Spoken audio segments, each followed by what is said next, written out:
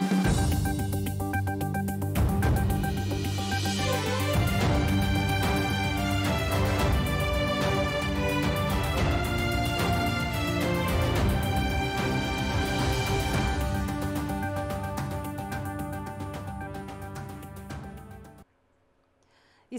महान चाड क्रिसमसको विश्वभर रमझम। कान्तिपुर समाचारमा आज सरकार गठनका लागि राष्ट्रपतिले दिएको समय सीमा आज सकिँदै सत्ता गठबन्धनभित्र अझै कुरा मिलेन। प्रमुख पदमा दलका आफ्नै दाबी। कोभिडको नयाँ भेरिएन्टबाट जोगिन स्वास्थ्य मापदण्ड पालनाका लागि पनि सरकारको आग्रह। दात्री निकायले खाद्यान्न दिन छाडेपछि झापाका विभिन्न शिविरमा रहेका भुटानी शरणार्थीको जीवन कष्टकर। अनि अन्तर्राष्ट्रियमा दक्षिण अफ्रिकी सहर जोहान्सबर्गमा एक ग्यास ट्याङ्कर विस्फोट। खेलकुदमा central Asian zone under 23 volleyball च्याम्पियनसिपको फाइनल प्रवेशका लागि नेपालले घरेलु टोली बङ्गलादेशसँग खेल्दै लगायतका समाचार। नमस्कार, अब मुख्य समाचार। सरकार गठन गर्न राष्ट्रपतिले दिएको समय सीमा आज 5 बजे सकिँदै नेतृत्वमा कुरा नमिल्दा गठबन्धन विघटनको डिलमा बालुवाटारमा सहमति नभए बालकोट जाने दाहालको रणनीति। इसाई धर्मावलम्बीहरूको पवित्र पर्व क्रिसमस विश्वभर मनाइँदै जिसस क्राइस्टका उपदेशको मनन र प्रेम प्रकट गर्दै शुभकामना र उपहार आदान प्रदान गरिँदै। दात्री निकायले खाद्यान्न दिन छाडेपछि झापाका शिविरमा रहेका भुटानी शरणार्थीको जीवन कष्टकर। शरणार्थी व्यवस्थापन, सेवा र सुविधाबारे सरकार मौन। दक्षिण अफ्रिकी सहर जोहान्सबर्गमा एक ग्यास ट्याङ्कर विस्फोट हुँदा 8 जनाको मृत्यु, घर र अन्य सवारी साधन समेत जले। र शहीद स्मारक ए डिभिजन लिग अन्यलमा परेपछि एन्फा र क्लबप्रति खेलाडी आक्रोशित। राष्ट्रिय टिमका अनन्त तामाङ भन्छन् काम गर्न नसके पद छाड। राष्ट्रपति विद्यादेवी भण्डारीले सरकार गठनका लागि दिएको समय आज सकिँदैछ। अहिलेसम्म सरकार गठनमा दलहरूबीच सहमति जुटेको छैन। अहिले 10 बजे सत्ता गठबन्धनका दलका शीर्ष नेताहरू बालुवाटारमा छलफलमा जोड्दैछन्। सरकार गठनमा सहमति जुटाउन काङ्ग्रेस, माओवादी केन्द्र र एकीकृत समाजवादीका शीर्ष नेताबीच हिजो साँझ प्रधानमन्त्री निवास बालुवाटारमा भएको छलफल पनि सहमतिमा पुग्न सकेन। विकास र समृद्धिको जुन चाहना छ त्यसलाई पुरा गर्ने कार्यभार जनताले अहिले हामीलाई जनादेश दिएका छन्। त्यसलाई पुरा गर्ने दिशातर्फ हामी एकजुट भएर अगाडि बढ्ने विषयमा आफ्ना दृष्टिकोणहरू प्रस्तुत भएका छन् र बैठक सकारात्मक रूपले अगाडि बढेको छ र गठबन्धनकै नेतृत्वमा नयाँ सरकार निर्माण हुन्छ। इसाई धर्मावलम्बीहरूको महत्त्वपूर्ण पर्व क्रिसमस आज विश्वभर मनाइँदैछ।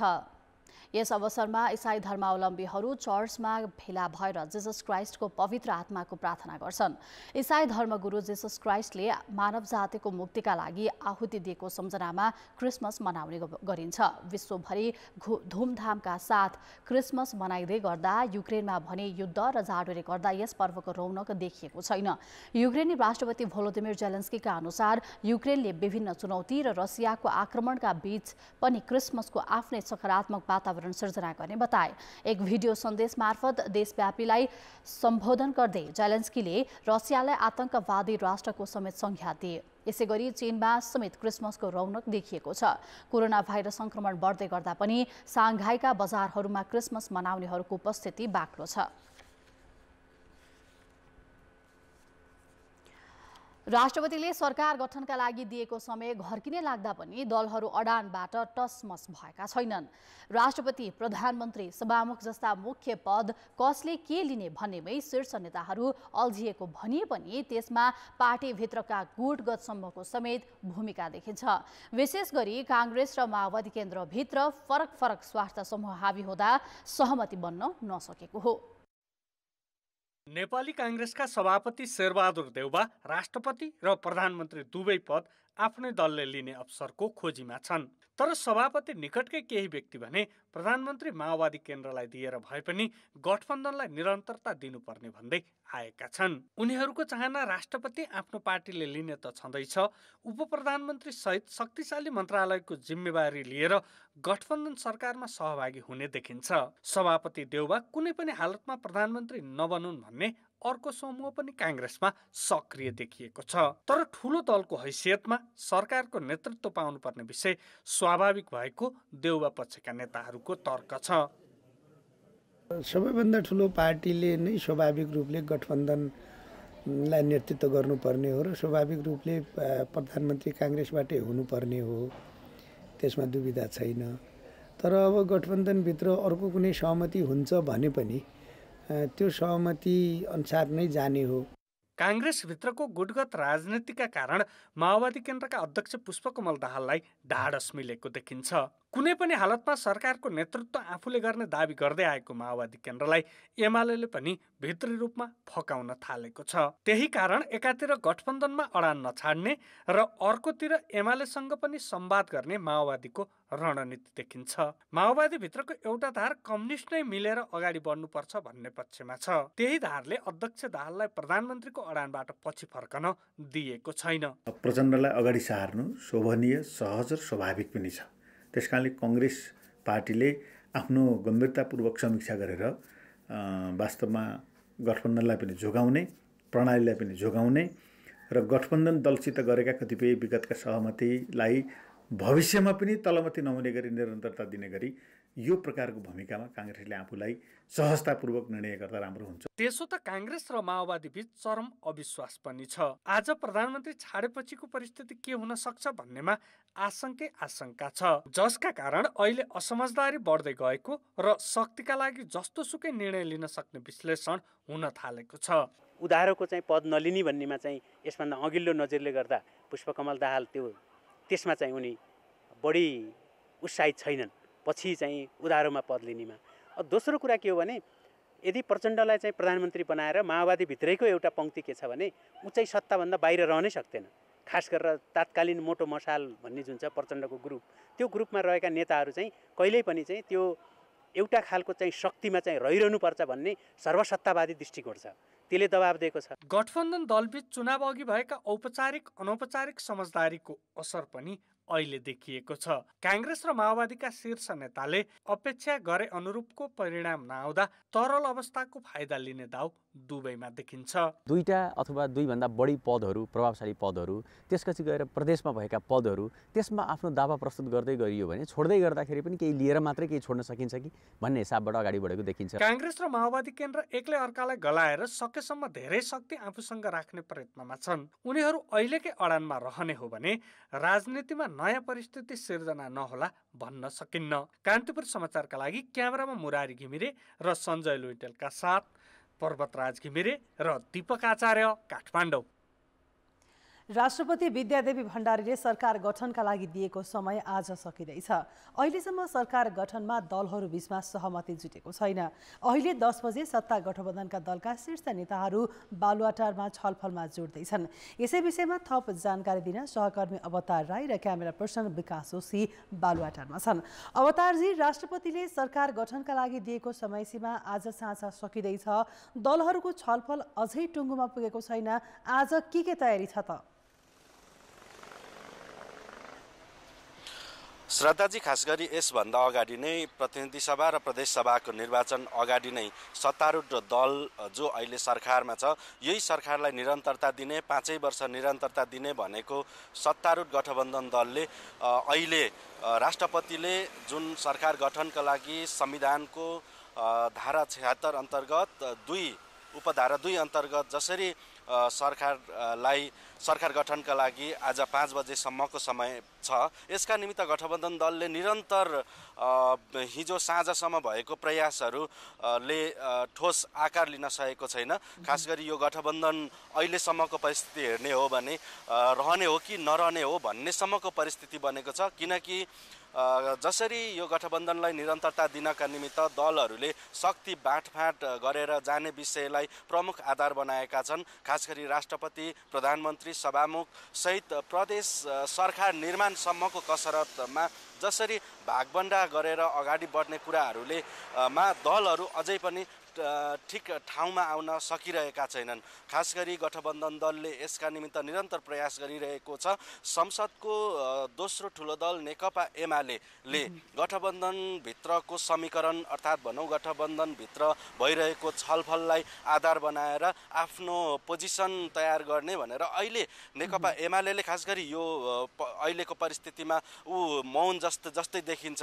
तर गठबन्धन दलले निरन्तर त्यसभित्र रहेका नेपाली काङ्ग्रेसका सभापति तथा प्रधानमन्त्री शेरबहादुर देउवा, यता नेकपा माओवादी केन्द्रका अध्यक्ष पुष्पकमल दाहालले निरन्तर औपचारिक अनौपचारिक भेटमा खास गरी अहिले सरकारको प्रमुख प्रधानमन्त्रीलाई आफ्नो बटम लाइन, त्यस्तै गरी राष्ट्रपति, सभामुख यी तीनटा पदलाई अलिकति बटम लाइन बनाएर अगाडि बढ्दाखेरि यी कुरामा अलिकति मिल्न सकिरहेको छैन। खास गरी श्रद्धाजी, सरकार अहिले हेर्ने हो भने नेकपा माओवादी केन्द्रले जसरी पनि यो सरकार आधा कार्यकाल गर्ने र त्यसको पहिलो कार्यकाल चाहिँ आफूले नेतृत्व गर्न पाउनुपर्ने अडान पहिलो छ भने यता नेपाली काङ्ग्रेसका सभापति तथा प्रधानमन्त्री शेरबहादुर देउवाले चाहिँ राष्ट्रपति र यता प्रधानमन्त्रीको कार्यकाल पनि आफूले नै पहिलो पटक लिनुपर्ने भन्ने यो अडानका बीच अहिलेसम्म पनि सहमति जुट्न सकेको छैन। अहिले आज गठबन्धन दलको 10 बजे बैठक बोलाइएको छ। सायद त्यहाँबाट निर्णायक कुरा बाहिर आउँछ। यदि 10 बजेको सहमति पनि हुन सकेन भने यो गठबन्धन दलको औपचारिक रूपमा आज नै यो गठबन्धन अगाडि बढ्ने कि नबढ्ने भन्ने निर्कुल हुने देखिन्छ। श्रद्धाजी, अवतारजी, अब गठबन्धनमा नेपाली काङ्ग्रेस र माओवादी मिल्न नसकिरहेको बेलामा नेपाली काङ्ग्रेस र एमालेको समीकरणको सम्भावना कतिको छ? खास गरी अहिले संसदमा पहिलो दल नेपाली काङ्ग्रेस र दोस्रो दल नेकपा एमाले हो। चाहिँ अहिले नेपाली काङ्ग्रेस नेतृत्वमा जसरी यो गठबन्धन दलले खालको छलफल गरिरहेको छ, तर सम्भाव्य समीकरण हेर्ने हो भने अहिले यो त्रिसङ्कोच खालको यो संसदमा खास गरी 2 भन्दा बढी नै दल मिलेर सरकार निर्माण गर्नुपर्ने भएको हुँदाखेरि अहिले नेपाली काङ्ग्रेस र नेकपा एमाले मिल्ने हो भने संसदमा चाहिँ एउटा खालको समीकरण बन्ने र त्यसले 5 वर्षसम्म चाहिँ स्थिर खालको सरकार बन्ने भन्ने बाहिर जसरी चाहिँ एक खालको आवाज पनि उठिरहेको छ। तर दलहरूको यो समीकरण र हिजोदेखिको यो अवस्था हेर्ने हो भने नेपाली काङ्ग्रेस र नेकपा एमाले मिलेर सरकार बन्ने सम्भावना धेरै कम छ। तर अहिले जसरी यो गठबन्धनभित्र एक खालको बेमेल, एक खालको चाहिँ कुराहरू बाहिर आइरहँदाखेरि नेकपा एमाले र नेपाली काङ्ग्रेस मिलेर पनि बन्ने सम्भावना पनि देखिन्छ।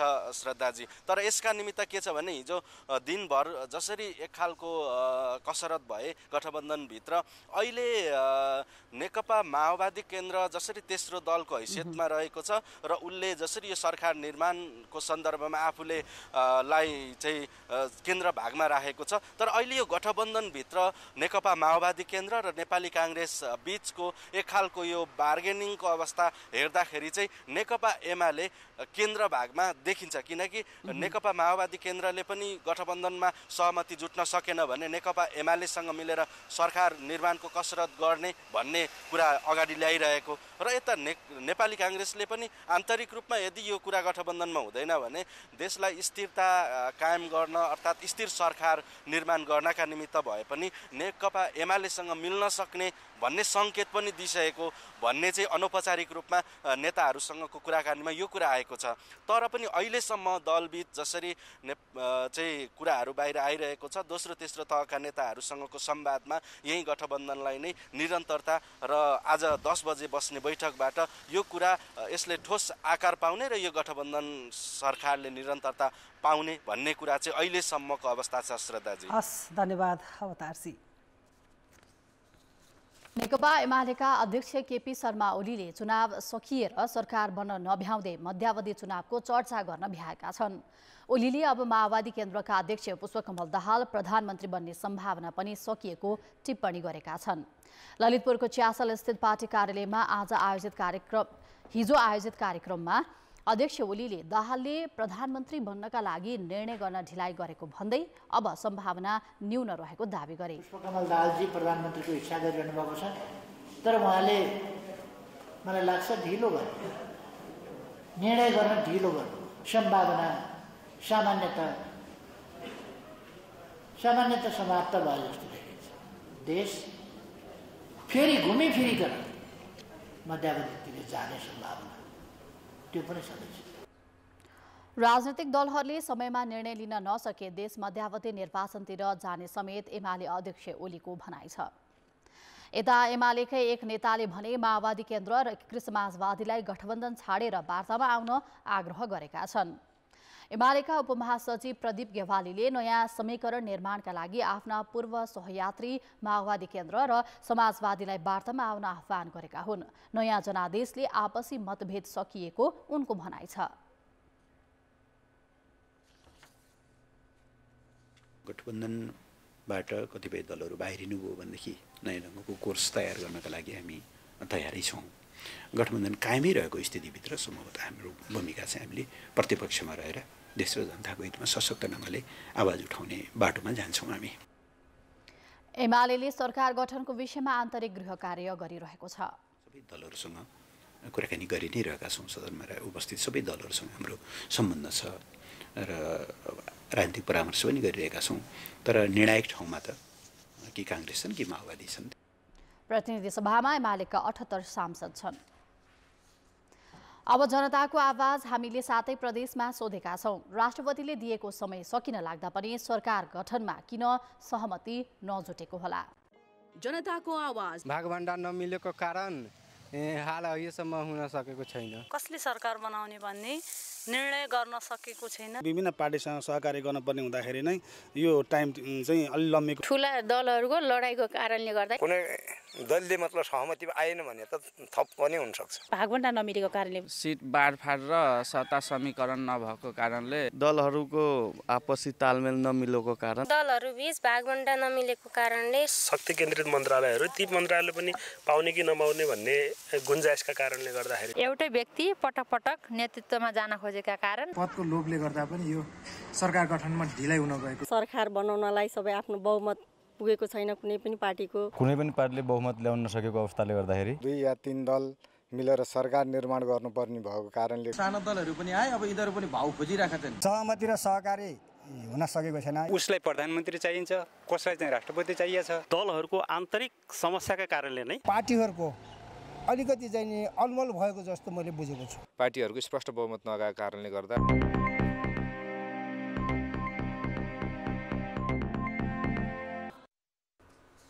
रात्रिकालीन व्यवसाय सञ्चालन गर्न सरकारले पटक पटक अनुमति दिए पनि कार्यान्वयन भएको छैन। अनुमति पाएर पनि पूर्ण कार्यान्वयन नहुँदा दोषी को हो भन्ने बहसमै सीमित भएको छ।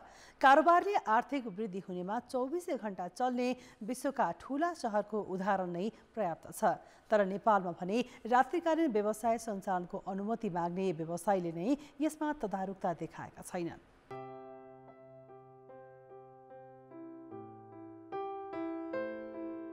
विकसित मुलुकमा ठूला सहर 24 घण्टा खुल्छन्।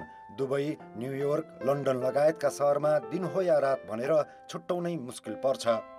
अरू त के, छिमेकी भारतको मुम्बई पनि प्राय खुला हुन्छ। मानवीय गतिविधि बढाउँदा अर्थतन्त्र चलायमान बनाउन ठूला सहर 24 घण्टा खुला गर्ने नीति विकसित मुलुकको छ। सुरक्षा चुनौती भएका मुलुकहरूमै रात्रिकालीन व्यवसाय निर्वाह सञ्चालन हुँदा पनि नेपालमा भने सुरसारसम्म छैन। अरू त के, संघीय राजधानी काठमाडौँ नै साँझ 8 नबज्दै सुनसान हुन्छ। खाना बनाउने तरकारी बनाउने टाइममा चाहिँ मेरो नुन सकिरा हुन्छ। नुन खोज्नलाई बाहिर पसल निस्किँदाखेरि सुनसान पुरै पसलहरू बन्द। रातिको समयमा ठूला बजार खुला राख्दा आर्थिक कारोबार मात्र बढ्दैन, रोजगारीका अवसर समेत सिर्जना हुन्छ। यसले पर्यटन प्रवर्धनमा सहयोग पुग्छ। तर साँझ अबेरसम्म व्यवसाय गर्न खोज्नेहरूलाई स्थानीय सरकारले नै अनावश्यक दुःख दिने गरेको पाइन्छ। म त के सजिलो के राम्रो लाग्थ्यो र अब बढी भाग नगरपालिकाले बढी केयर गर्ने होइन अब त्यहीमा पनि अब सबै कुराहरू कठिनाइ खाना पर्ने क्या आफूले 60 वर्ष उमेर भइसक्यो अब यही पेसा गरेर छोराछोरी पढाएँ हुर्काएँ बढाएँ अब यस्तै हो दुःख सुख गरिरहेछ अहिले चाहिँ अलिक गाह्रै हुँदो रहेछ राति बस्नु म राति बस्दिनँ थिएँ त्यसो त सरकारले रात्रिकालीन व्यवसाय सञ्चालन गर्न रोक भने लगाएको छैन 2064 सालमै रात्रिकालीन व्यवसाय सहज बनाउने घोषणा गरिएको थियो तर सरकारको यो नीति डान्स बार क्लब दोहोरी होटल र लाउन्जमा मात्र सीमित भयो त्यो पनि 24 घण्टा भएन रात्रिकालीन व्यवसाय थप प्रवर्धन गर्न विक्रमसम्म 2072 सालमा सरकारले नै जिल्ला प्रशासन कार्यालयलाई सहजीकरण गर्न भन्यो तर जिल्ला प्रशासन कार्यालयहरूले सुरक्षाको प्रतिभूति दिन नसक्दा अहिलेसम्म पनि कार्यान्वयन हुन सकेको छैन सामान्यतया रात्रि भनेको विश्रामको समय भनेर नै बुझ्छौँ आम पब्लिकमा त्यही नै हो अब विश्रामको समय भनेर कतिपयलाई अब राति चाहिँ शान्त बेलामा म मनोरञ्जन गर्छु भन्ने पनि होला मान्छेको आफ्ना धारणाहरू हुन्छन् तर पनि जुनसुकै बेला पनि व्यवसाय चल्नुपर्छ भन्ने हाम्रो मन्त्रीजी एउटा त्यो किसिमको इन्भाइरोमेन्ट तयार गरेर एउटा निर्देशिका तयार गरेर हामीले सबै जिल्लामा पठाएको छ अब त्यो भन्दैमा सबै 24 घण्टा खुल्छन् त भन्ने रूपमा पनि अलिकति यो प्रश्न पनि गाह्रो छ सरकारले रात्रिकालीन व्यवसाय सञ्चालनको अनुमति दिँदा पनि कार्यान्वयन हुन नसक्नुको कारण खोजेको छैन कान्तिपुर समाचारका लागि क्यामेरामा हेमकुमार पर्साईका साथ किरण अधिकारी काठमाडौँ अब जनमतमा आजको प्रश्न जनमत हाम्रो प्रश्न छ ठुला शहरमा 24 घण्टा बजार खुला राख्न के गर्नु पर्ला ए जीवनशैलीमा परिवर्तन बे सुरक्षाको प्रत्याभूति र सी यातायातको सुनिश्चितता जनमतको अन्तिम परिणाम आज बेलुका 8 बजेको कान्तिपुर समाचारमा प्रसारण गर्नेछौँ कृपया न्युज स्पेस एबीवासी टाइप गरी 34001 मा एसएमएस गरी आफ्नो मत व्यक्त गर्नुहोला धनुषामा गोली प्रहारबाट एक युवकको मृत्यु भएको छ धनुषाको मुखियापट्टी मुसहरनिया गाउँपालिकामा अपरिचित व्यक्तिको गोली प्रहारबाट एक युवकको मृत्यु भएको जिल्ला प्रहरी कार्यालय धनुषाले जनाएको छ मुखियापट्टी मुहरनिया गाउँपालिकामा हिजो राति अज्ञात समूहको गोली प्रहारबाट सोही गाउँपालिका 2 मा बस्ने 45 वर्षीय धानुक दासको मृत्यु भएको हो गोली प्रहारबाट गम्भीर घाइते भएका दासलाई उपचारका लागि प्रादेशिक अस्पताल जनकपुर धाममा ल्याउँदा चिकित्सकले मृत घोषित गरेका हुन् उनको बायाँ पाखुरामा गोली लागेको थियो स्थानीयले गोली चलेको आवाज सुनेपछि प्रहरीलाई खबर गरेका थिए जिल्ला प्रहरी कार्यालय धनुषाका प्रवक्ता डीएसपी प्रदीप बहादुर छेत्रीले घटनाबारे अनुसन्धान भइरहेको जानकारी दिए गोली कसले र किन चलाएको भन्ने विषयमा अनुसन्धान भइरहेको पनि जानकारी दिए सन् 1990 को दशकमा भुटान छोड्न बाध्य पारिएका नेपाली भाषी भुटानी शरणार्थी भारतको बाटो हुँदै नेपाल प्रवेश गरे झापा र मोरङमा बसेका 1,20,000 भन्दा बढी शरणार्थी पुनर्वास कार्यक्रम अन्तर्गत तेस्रो देश पुगिसकेका छन् तर अझै शिविरमा 6,800 को हाराहारीमा शरणार्थी छन् शिविरको बसोबास पीडादायी त छ नै दात्री संस्थाले खाद्यान्न दिन बन्द गर्दा उनीहरूको जीवन झनै कष्टकर बनेको छ झापाको दमक स्थित बेलडाङ्गी शिविरका सावित्र अधिकारी र बलबहादुर विश्वास भुटानबाट शरणार्थी बनेर नेपाल प्रवेश गर्दा 1 वर्षका थिए शिविरमा बसेर 32 वसन्त पार गरिसके धेरै दौतारी पुनर्वास कार्यक्रम अन्तर्गत तेस्रो देश अमेरिका क्यानाडा लगायत 8 देश पुगिसक्दा उनीहरूको भने बास शिविरमै छ मिठो खाने राम्रो लगाउने उनीहरूका कलिला रहरहरू भरपेट खान पाउनु पनि ठूलो कुरा हुने तीतो यथार्थसँग सङ्घर्ष गर्दैछन् 5 वर्ष यता दात्री संस्थाले शरणार्थी शिविरमा खाद्यान्न उपलब्ध गराउन छोडेपछि उनीहरूको यो अवस्था आएको हो जब युएनएसआरले छोड्नु भयो उहाँहरूले छोडे पछाडि हामीलाई धेरै गाह्रो छ घाँस बास कपास र शिक्षा र स्वास्थ्यमा एकदमै नै गाह्रो भएको छ अनि आमा बाबुहरू स्याउ हिँड्नुहुन्छ अनि दुखै छ खानाको कोही बेला बहिनीहरूले दयामायाले पठाइदिनुहुन्छ स्वस्थ र तन्दुरुस्त ज्यानका शरणार्थीहरू ज्यालादारी र मजदुरी गरेर पेट पाल्न सक्छन् तर शारीरिक रूपले अशक्त र अपाङ्गको अवस्था भने दयनीय छ हामी अपाङ्ग हुने व्यक्तिहरूलाई चाहिँ एकदम जोखिम नै छ सर जोखिम भएपछि हामीलाई एकदम मार्गमा परेको छ संयुक्त राष्ट्र सङ्घीय शरणार्थी उच्च आयोग UNHCRले सन् 2007 मा पुनर्वास स्वदेश फिर्ती र स्थानीयकरण गर्ने एकैसाथ 3 वटा प्रस्ताव ल्याएको थियो देश फिर्ती र स्थानीयकरण सुरु नै भएन भने अहिले पुनर्वासको ढोका समेत बन्द भएको छ। अधिकांश शरणार्थी तेस्रो देशमा पुनर्वास भइसकेकोले दातृ संस्थाले खाद्यान्न लगायतका आधारभूत मानवीय सामग्री उपलब्ध गराउन पनि छाडिसकेका छन्। नेपाल सरकारले पनि बाँकी शरणार्थीको भविष्य के हुने भन्ने बारेमा सही कदम उठाउन नसक्दा उनीहरू आधारभूत आवश्यकताबाट समेत वञ्चित हुनुपर्ने अवस्था आएको हो। कान्तिपुर समाचारका लागि गणेश मुखिया, झापा। काठमाडौँ उपत्यका सहित देशभर चिसो बढेको छ। यससँगै ज्येष्ठ नागरिक र बालबालिकामा विभिन्न स्वास्थ्य समस्या देखा पर्न थालेका छन्। यो मौसममा खानपिनमा ध्यान दिन र चिसोबाट जोगिन चिकित्सकले सुझाव दिएका छन्। यतिखेर बिहान बेलुका चिसो बढेको छ। यो मौसममा ज्येष्ठ नागरिक र 5 वर्ष मुनिका बालबालिकालाई धेरै ख्याल गर्नुपर्ने हुन्छ। यो बेला श्वास प्रश्वासको समस्या र निमोनियाको उच्च जोखिम हुन्छ। साथै रुगाखोकी, ज्वरो, दम, बाथ जस्ता समस्या बढी देखिने गरेको छाती रोग विशेषज्ञ डाक्टर प्रकाश पौडेलको भनाइ छ।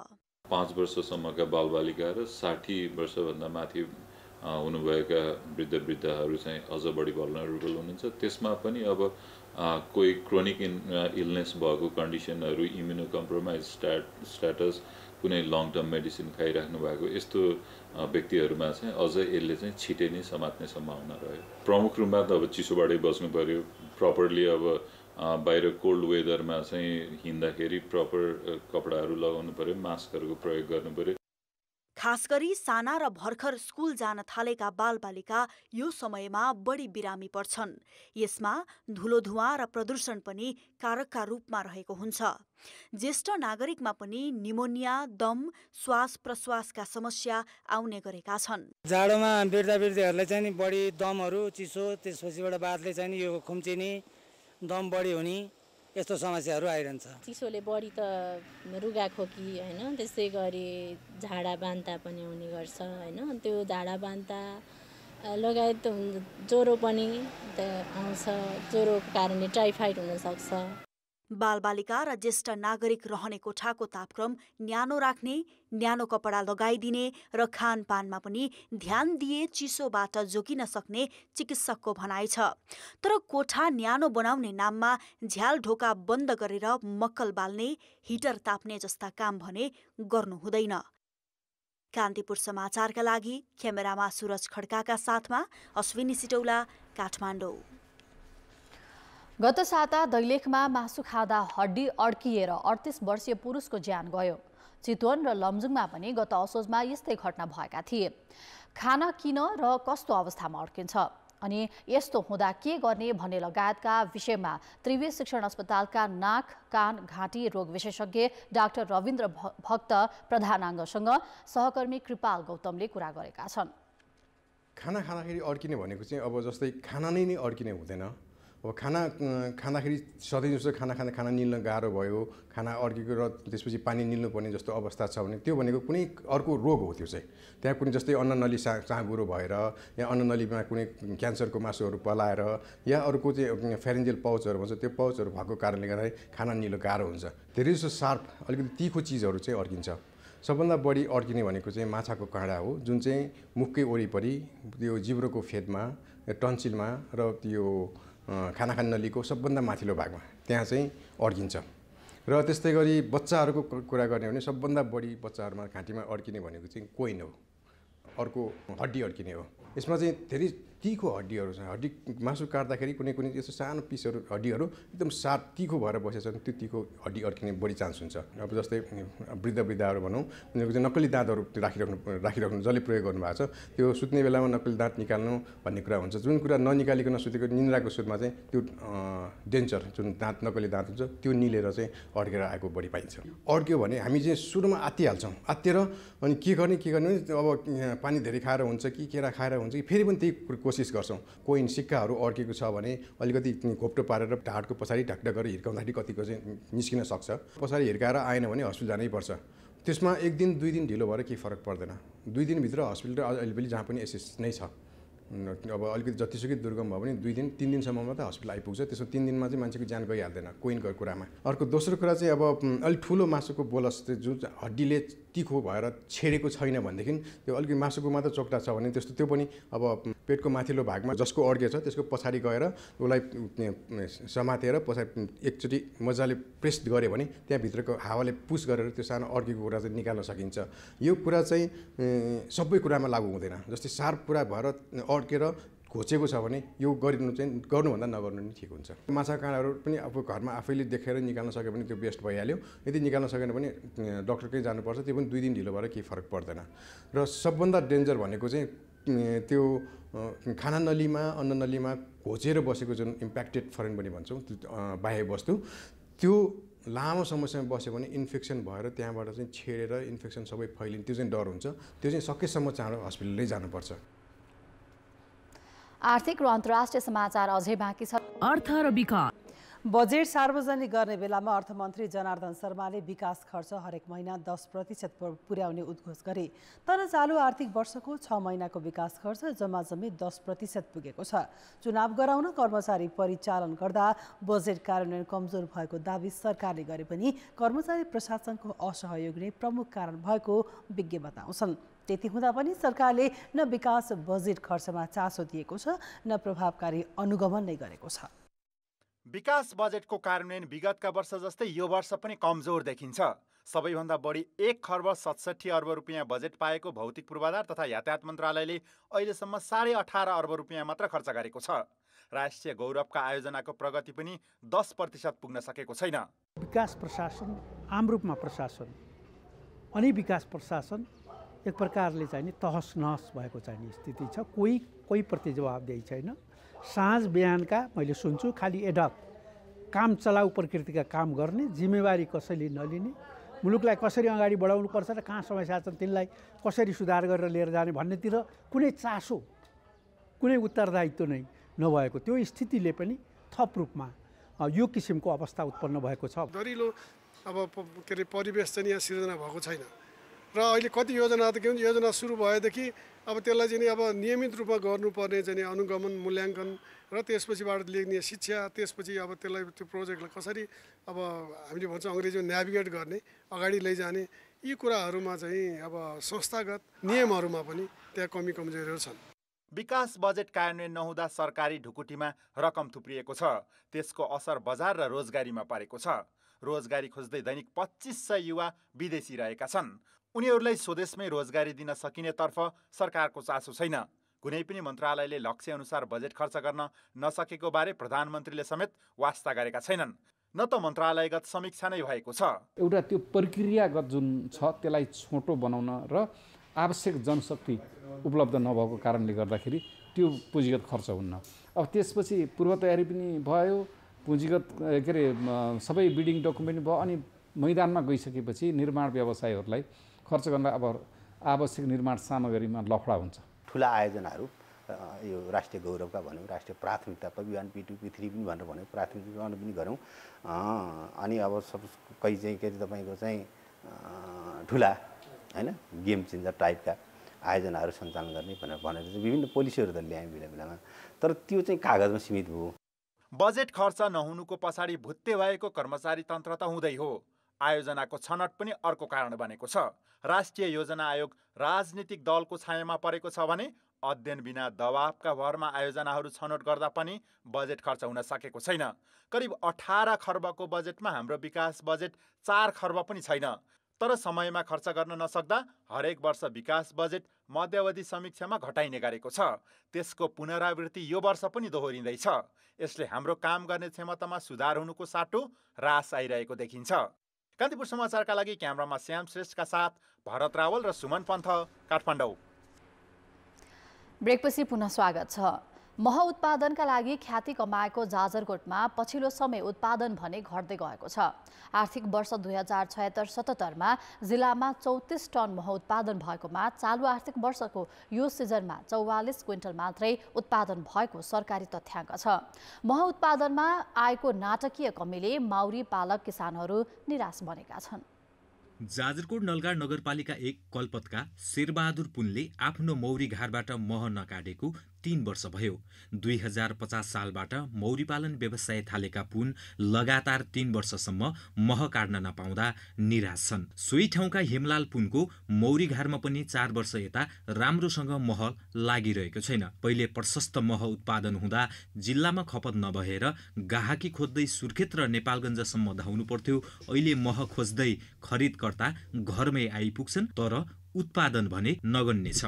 मह पनि एकजना छ भने काटेनन्, नकाट्दाखेरि त्यही भएर धेरै घाटा हुँदै आयो। मौरीमा रस पनि भयो नि, वनले साट पनि दिने, वन नग्ने यस्तो लागिसक्यो।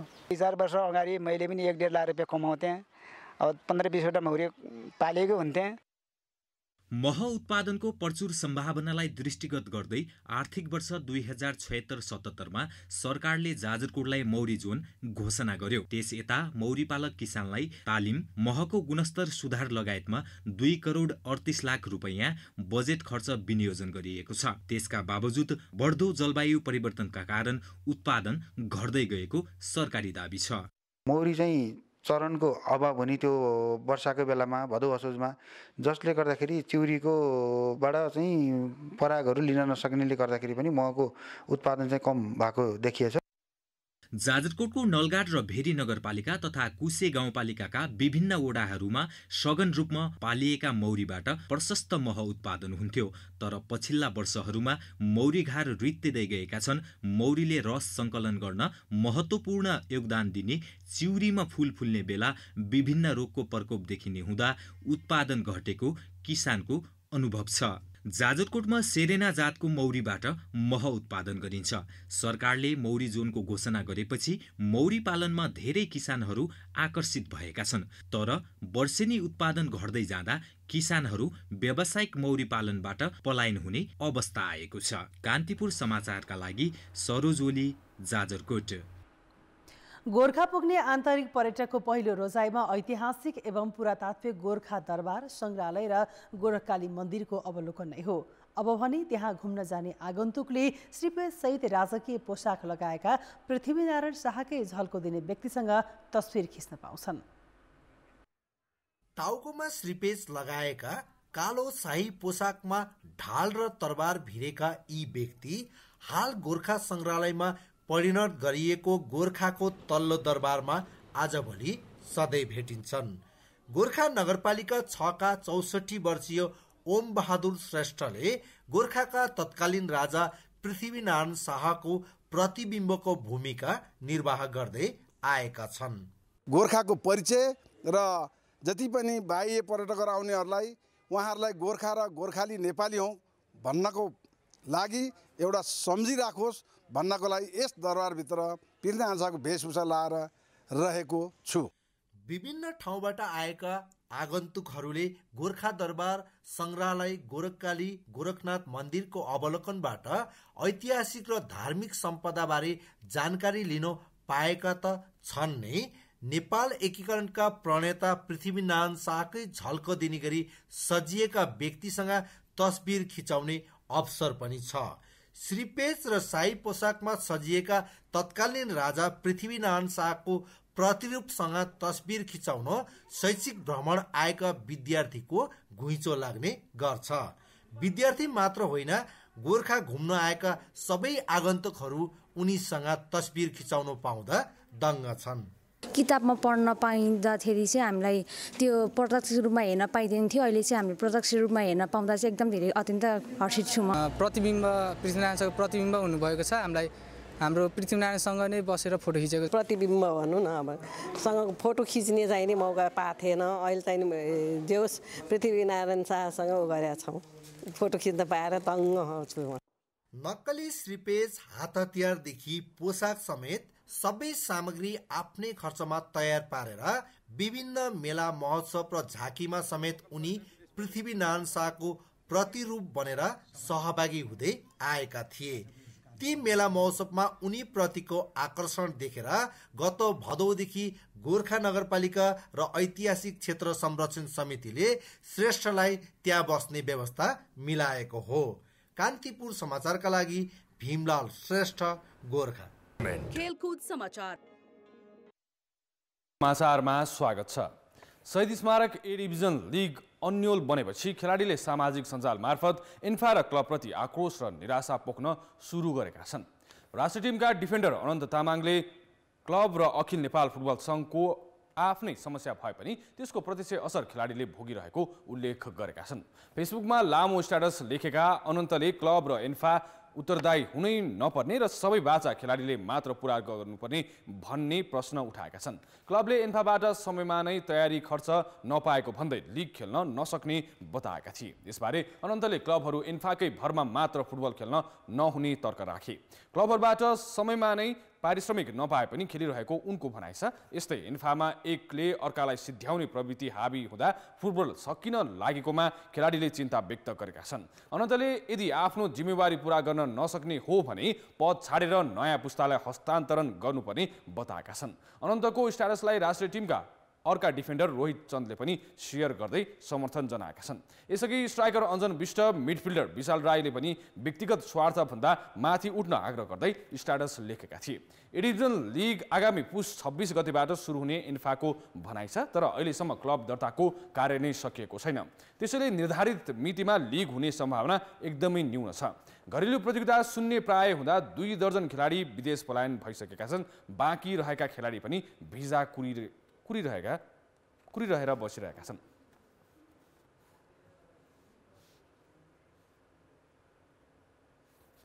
नेपाल टी20 लिगमा आज 2 खेल हुँदैछन्। पहिलो खेलमा विराटनगर सुपर किङ्स र लुम्बिनी अल स्टार्सले प्रतिस्पर्धा गर्दैछन्। कीर्तिपुर स्थित टियु मैदानमा हुने खेल बिहान 9:15 बजे सुरु हुनेछ। लुम्बिनी लगातार दोस्रो जित हात पार्ने लक्ष्यमा छ। यसअघि हिजो भएको खेलमा उसले फार वेस्ट युनाइटेडलाई 67 रनले पराजित गरेको थियो। टस जितेर ब्याटिङ गरेको लुम्बिनीले 152 रन बनाएको थियो। लाहिरू मिलन्ताले 60 र दिपेन्द्र सिंह ऐरीले 35 रन जोडेका थिए। जवाबमा फार वेस्ट 16 ओभर 2 बलमा 85 रनमा अल आउट भएको थियो। अलराउन्ड प्रदर्शन गरेका कप्तान दिपेन्द्रले 3 विकेट हात पारेका थिए। विराटनगर भने टी20 लिगको आफ्नो पहिलो खेल खेल्दैछ। यस्तै आज हुने दोस्रो खेलमा पोखरा एभेन्जर्स र जनकपुर रोयल्स आम्ने सामने हुँदैछन्। पहिलो खेल हारेको पोखरा पुनरागमनको प्रयासमा हुनेछ। हिजो उसले ज्ञानेन्द्र मल्लको कप्तानीमा रहेको काठमाडौँ नाइटसँग 26 रनको पराजय बेहोरेको थियो। 162 रनको लक्ष्य पछ्याएको शरद विश्वाकरको टोली 136 रनमा अल आउट भएको थियो। जनकपुर जितका साथ लिग यात्रा सुरु गर्ने लक्ष्यमा छ। यो खेल टियु मैदानमै दिउँसो 1:15 बजेबाट सुरु हुनेछ। Central Asian zone under 23 volleyball च्याम्पियनसिपको फाइनल प्रवेशका लागि नेपालले घरेलु टोली बङ्गलादेशसँग खेल्दैछ। लिग चरणमा जितविहीन भए तापनि 4वटा मात्र टिम सहभागी भएकाले नेपालले सेमिफाइनलमा स्थान बनाएको हो। यी दुई बीच लिग चरणमा भेट हुँदा नेपालले 3-0 को सोझो सेटमा पराजय बेहोरेको थियो। लिग चरणमा अन्य खेलमा नेपालले श्रीलङ्कासँग पनि 3-0 कै पराजय बेहोर्दा किर्गिस्तानसँग 3-2 को सेटमा हार बेहोरेको थियो। प्रतियोगितामा नेपालसहित आयोजक बङ्गलादेश, किर्गिस्तान तथा श्रीलङ्काले सहभागिता जनाएका छन्। यस्तै अर्को सेमिफाइनलमा श्रीलङ्का र किर्गिस्तान बीच प्रतिस्पर्धा हुनेछ। फाइनल खेल भोलि हुनेछ।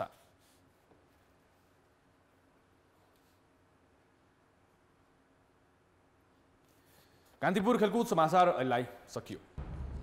कान्तिपुर समाचार अहिलेलाई सकियो। कान्तिपुर टेलिभिजन हेर्दै गर्नुहोला। नमस्ते।